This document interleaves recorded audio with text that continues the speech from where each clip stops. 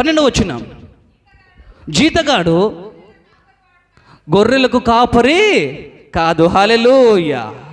జీతగాడు గొర్రెలకు కాపరి ఎన్నటికీ కాడు. ఒక 10 గొర్రెలు మనకున్నాయి అనుకోండి, నేను పోలేకపోయాను, ఒక వ్యక్తికి జీతగానికి చెప్పాను, ఇది తీసుకుపోయి మేపుకొని రా అంటే ఆ గొర్రెలు అతను ఏమైపోతాయా? ఎందుకంటే అవి వాటిని సంపాదించుకునేవాడు కానే కాదు. ఎందుకంటే తను కూలి మాత్రమే వెళ్ళి చేసేవాడు. అందుకే దేని యొక్క వాక్యం చెబుతా ఉంది, జీతగాడు గొర్రెలకు కాపరి ఎన్నటికీ కాలేడు. హల్లెలూయా. ఈ లోకంలో చాలామంది వస్తూ ఉంటారు, చాలామంది చెప్తా ఉంటారు, కాకమ్మ కథలు చెప్తా ఉంటారు, ఆకర్షించే మాటలు చెప్తా ఉంటారు. మా సంఘానికి ఒక్కసారి వచ్చి చూడిపో, ఎలాగంటారు, ఒక్కసారి వచ్చి చూసి పో. నీ తండ్రిని నువ్వు వదిలేసి వెళ్ళిపోతే ఆ ఇంటికి నువ్వు అధికారవి ఎన్నటికీ